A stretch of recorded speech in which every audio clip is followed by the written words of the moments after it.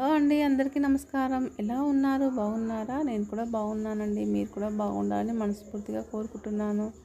అలాగే మార్నింగ్ అయితే వంట స్టార్ట్ చేసేసాను. ఇప్పుడైతే స్కూల్స్ అయితే స్టార్ట్ అయిపోయాయి.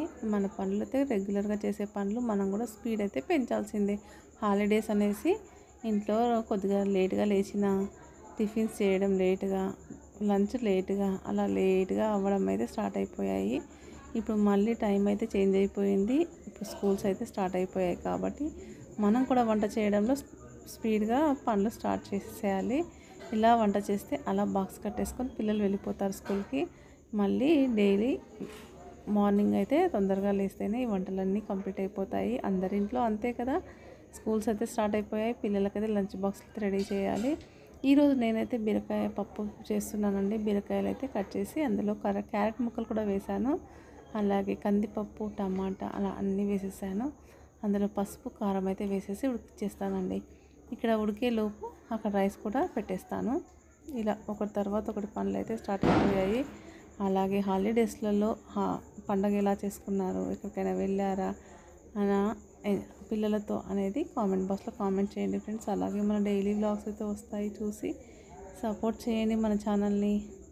ఇక్కడైతే నేను పప్పు అయితే ఉడికిద్దామనేసి కుక్కర్లో వేసాను. విజిల్ అయితే 2 విజిల్స్ పెట్టానంటే ఉడికిపోతుంది. ఇక్కడ రైస్ కూడా రెడీ అయిపోయిందండి. పక్కన పిల్లల కోసం వాటర్ అయితే పెట్టేశాను స్టవ్ పైన. నీళ్ళు వేడయ్యేలోపు ఇక్కడ పప్పు అయితే ఉడికిపోతుంది. ఒక దాని తర్వాత ఒకటి ఫాస్ట్గా చేసేసేయాలి. అలా పప్పు చేశాక వాటిలో కర్రీ కావాలనేసి కాకరకాయ కర్రీ అయితే చేస్తున్నానండి. ఇలా కాకరకాయలని కొద్దిగా ఉడికించి పెట్టేశాను. తర్వాత తాలింపు అయితే పెడుతున్నానండి. ఉల్లిపాయలు, కరివేపాకు వేసేసి ఇలా 2 కర్రీలు అయితే రెడీ అయిపోతుంది. పప్పు అయితే రెడీ అయిపోయింది. పప్పు కాంబినేషన్గా కాకరకాయ లేదా బెండకాయ బాగుంటుంది. ఇప్పుడైతే ఇలా కర్రీ కూడా రెడీ అయిపోయిందండి.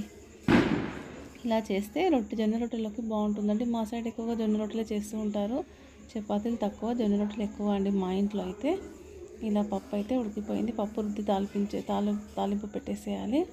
ఇందులో సాల్ట్ వేస్తానండి. సాల్ట్ వేసిన తర్వాత కొద్దిగా రుద్ది ఇట్లా ముద్దపప్పు అయితే తీస్తాను. ముద్దపప్పు తీస్తే పిల్లలకు బాక్స్లోకైనా బాగుంటుంది.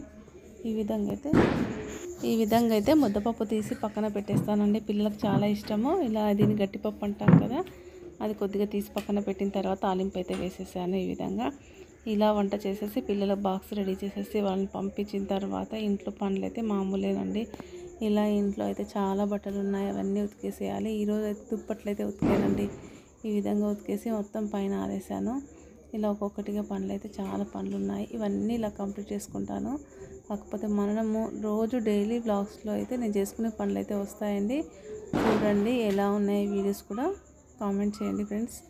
అలాగే కొత్త వారు మన ఛానల్ని చూస్తే ఛానల్ని సబ్స్క్రైబ్ చేసుకోండి, సపోర్ట్ చేయండి ఫ్రెండ్స్.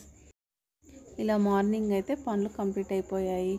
ఓకే అండి, షార్ట్ వీడియోస్ కూడా చూడండి ఎలా ఉన్నాయో కామెంట్ చేయండి. Okay, bye.